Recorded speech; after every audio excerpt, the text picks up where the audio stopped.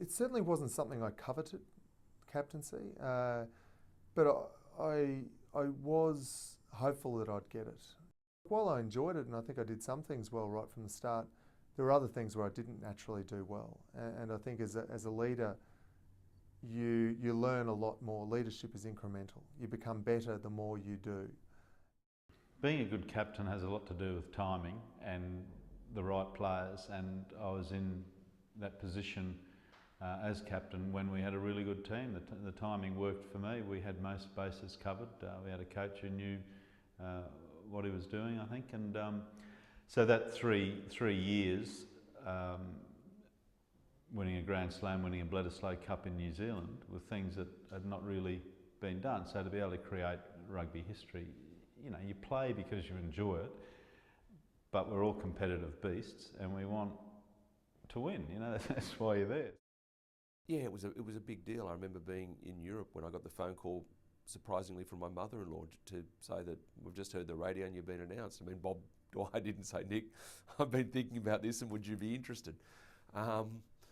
So it was a big surprise, and I think I've made a bunch of mistakes. I think one of the major mistakes is that all of a sudden I thought I had to change because I was now captain. And I think I finally realised that someone has made me captain because they see leadership qualities in you, and just try and be natural, let those qualities come out. You know, a couple of years into my Wallaby career, you know, you'd hear people say, oh, Kern's future Wallaby captain sort of thing. And you don't try and get too far in front of yourself, but it then does become something, gee, I'd love to do that. So when it finally became mine, and I was able to lead the team, which were a terrific bunch of guys, and you always then question yourself, am I doing it right? I think the weakest area I had as a leader was not wanting to upset my mates. And I think once I was able to take that step to say, well, you can't look at it as upsetting your mates, you've just got to look at it as making decisions for the right reasons. It doesn't mean it's any easier to make some of those decisions or to stand up in certain circumstances, but it makes you more willing to do it.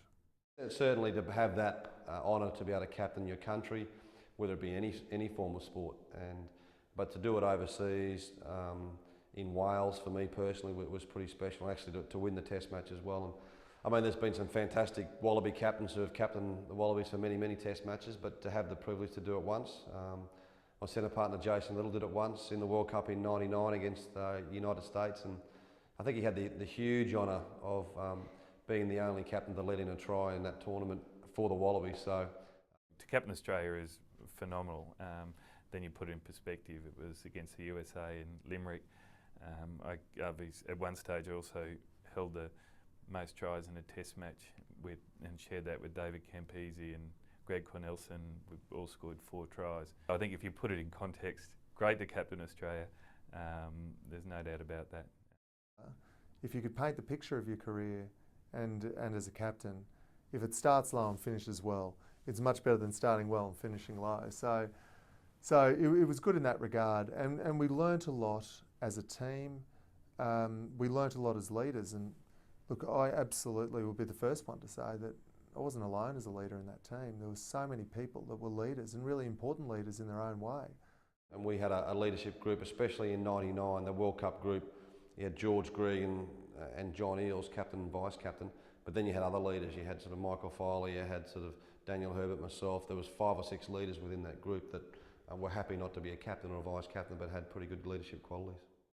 Jason Little and Tim Horan and Dave Wilson and many others, Andrew Blades.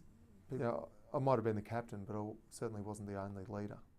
So it wasn't easy. I mean, the inconsistency that we had in those first couple of years of me captaining, you know, was enough to drive you to drink. 1 week we could be fantastic, the next week terrible.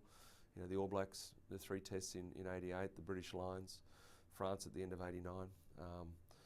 Really up and down performances, but we learned from those to become an extremely consistent team that then took us to a World Cup victory. So, yeah, it was, you know, I'm not sure I handled it that well. It was a huge surprise, but it was a fantastic honour.